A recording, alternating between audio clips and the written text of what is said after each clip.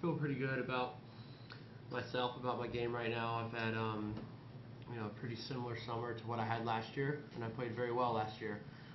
And this tournament feels exactly the same because I came off winning Winston-Salem, and I did that again this year. So, I got here just today, actually, or my first day here on site, but which is actually what I prefer.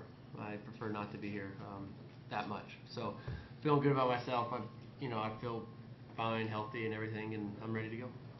How would you describe the opportunity you have with your draw and the way you're playing? I don't know. I'm playing well. I believe I can beat anyone. But I'm not. But I also know I could. Anybody can beat anybody out here. So I'm not looking past anyone. I'm not good enough to do that. As you look back over your season, your year, what stands out about why you haven't had the success you wanted at the majors? I guess in Australia, I played a tough match in my second round, and I was a little bit tired for my third round, and I ran out of gas in the fifth set there in Australia. In the French and Wimbledon, I just wasn't playing that well going into those events, and it showed at the French and at Wimbledon. I wasn't that sharp, and which is unfortunate. You want to go into the majors feeling like you're playing your best, but for those, especially the French Open and Wimbledon, I didn't feel like I was, and I wasn't able to manufacture anything. It just sort of my poor form sort of carried over. John, why was that? Was there anything sort of off court that's affecting your form? No. I don't know. I got over the Europe and the clay court season, took some tough losses, and my confidence dipped a little bit. And I was over there for a while, and play a match, win a match, lose a match. I never really got anything going. I wasn't able to establish any momentum heading into those tournaments. So I always, play my best, feel my best. Just as a lot of players when I'm playing a lot. If you're playing a lot, that means you're winning a lot, and that's been the case this summer. John, when you look at Marty Fish and how he's achieved his best results in his late 20s, do you think that the timetable has been altered or changed by the fact that there's so much more athleticism in the game and that people need to grow into their bodies? So, in the years when the breakthroughs occurred at 20 or 19 even, that's no longer the case? Yeah, I don't think that's going to be the case anytime soon, because this game is so physical now. And like you said, people need to grow into their body, and that especially goes for me. I didn't even know I wanted to play pro tennis until I was 21, and I wasn't even good enough then. So it's just taken me a long time. And although I am 27, I feel like I'm rather young in terms of professional tennis years. I've only been playing but I've been playing for 5 years now. But a lot of players out there at 27 have been playing for 10 years. So I'm quite a bit different, and I've always been sort of a late bloomer. So I'm not surprised at myself that I'm having my best results now. Do you think it's for young players? I mean, if for a kid turning pro at 18, 19, or kids like Ryan Harrison or Jack Sock or Tomic, that they have to kind of develop a greater patience because it will take longer, that it might be frustrating? I think so, but the thing is, those guys are, in my opinion, are the exception. Ryan Harrison, I believe, is top 50 in the world. I think Tomic is as well, and Jack Sock, in my opinion, is a very good player. And so all of those guys at a real young age, whether they're 19 or 20, whatever they are, they're pretty far ahead of the curve as far as I see it.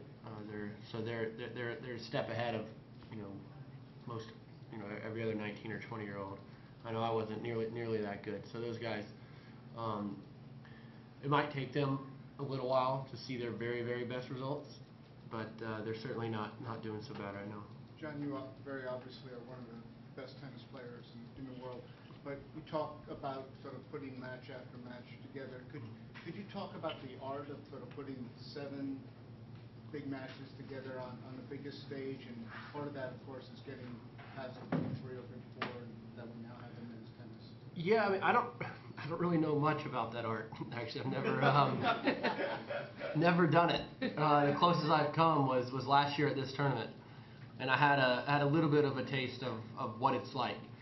And you know, I know it's so tough. You know, I think for me, my goal is you know, my first goal is to get through the first week, and that's so hard. You know, I want to win my first 3 matches and take it from there, and I was able to do that last year. My round of 16 match, I won. It was a really close match, and I had to turn around and play the very next day, but because of all the rain. So that was a bit of a tough turnaround, and ran against a guy who was just better than me. So it's you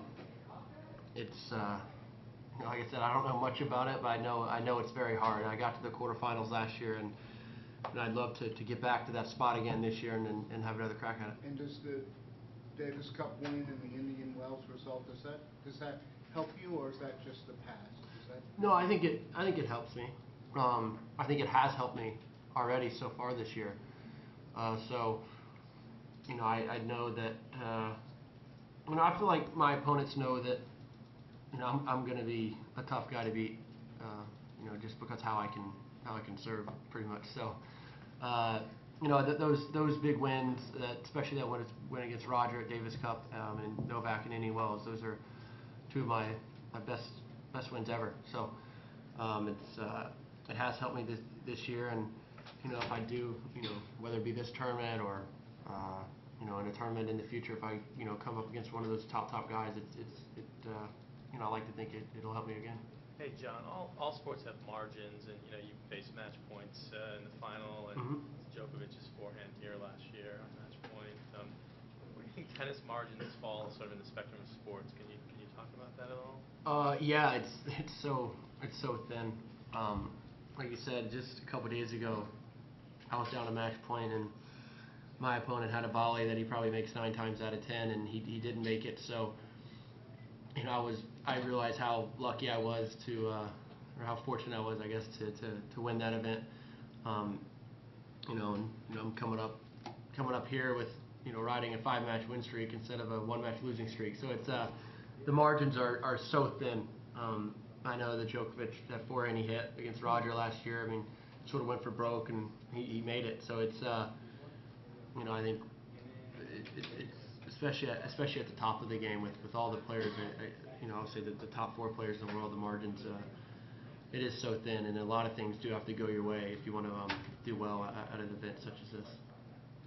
John, James Blake just pulled out a 4-set win. Did you get a chance to watch any of that match? And what would it mean if he could make kind of a run here at his age? I watched a little bit here and there. When I came in here, I think it was 5-3, so I said he won 6-3, and yeah, I know this is his favorite tournament without a doubt. He feeds off the crowd very well, and he's starting to you know, over the last month or so, he's started to you know, finally play better. It's taken him a while. You know, he's dealt with injuries and confidence, and so he seems like he's on the right track. I think him having that baby girl has actually helped him a lot. So you know, I'm one of his biggest fans, actually. So I hope he can do very well. It's always I enjoy watching James play a lot. John, speaking of the crowd, you've played night matches here, I assume. What's the difference between day matches and night matches at the Open? Yeah, I have played night matches. The one, I guess, true night match I played was on Ash a couple years ago, and I actually didn't play so well. I think maybe at night the atmosphere is a little bit better, but the atmosphere during the day is also amazing, especially for an American, and especially on a big court. You know, my personal favorite court is Louis Armstrong. So I played a lot of matches there. I just love it there, and the crowd really gets behind the Americans, and it's just so much fun to play in front of. Why Armstrong, right? I don't know. I seem to play my best there. I like that. I like that court. Thank you. John, as one of the biggest servers in the game, what sort of appreciation do you have for what Serena Williams is able to do with her serve and how she's able to, in general, dominate of late? Yeah, I mean, that's her serve's incredible, you know, and she's not. I mean, she's not like super tall like I am either. So she has a unbelievable serve. It's the best in the women's game. She's so strong, and you know, you don't see it that often in the women's game where, you know, a player can absolutely dominate with their serve. But that's what she has been doing lately, and it's been serving her well. And if she you know, she wants to win this tournament, she's going to have to rely on that, and that's why I think that serve is the main reason why she's pegged as the favorite here. Why do you think she's able to serve so well? You mentioned she doesn't have the height. What impresses you most in terms of technique, etc.? I'm not the best when it comes to that. I don't know. I mean, I know she's very strong. Her motion seems good. She's not short either, but I don't know. She's got it down. Her timing must be perfect. Could you take a moment in terms of James? And I know you have a long history. If I understand correctly, there's a little bit of personal connection there. Could you talk about his career? He never really quite broke through to the very, very top, but you know, has had some pretty good results. The IBC match, Davis Cup, and all that. Well, he got to 4 in the world, so that's pretty damn good in my opinion. So excuse my language. So I mean, you know, he's overcome a lot of obstacles too in his career, and to get to 4 in the world, you know, after overcoming all those obstacles is pretty remarkable. And you know, like I said, he seems to be playing better. I would personally like him to play for a couple more years. I'd like to be on tour with him for a couple more years. So, yeah, like I said, I'm one of his biggest supporters, and it's always great seeing him win, and it's always especially great seeing him win here. 2 more questions? John, you mentioned Armstrong's your favorite stadium. You're going to be replacing it in a couple of years. Any disappointment that it's going away? I didn't know that. Yeah. In like a few years? Yeah, in a couple of years. Are they building a new one or something? Yeah, building a new one. Okay. Well, maybe like a new Yankee Stadium or something. It would still be nice. So I have a question about your equipment preferences. Mm-hmm. Like, of all the rackets that you've tried over the years, which types have you really disliked?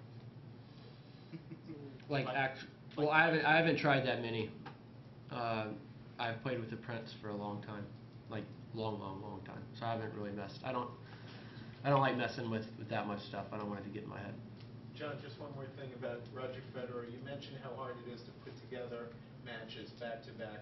What sense of appreciation do you have for what Roger's been able to do in his career in terms of consistency, and now that he's back to #1? Yeah, that's unbelievable. You know, closest I've come to winning a Grand Slam is 1 quarterfinal, and he's won 17 of them. So I mean, it's hard to even put into context to how great he is. So you know, his consistency is, we might not ever see it again. So you know, in my opinion, he's the greatest of all time.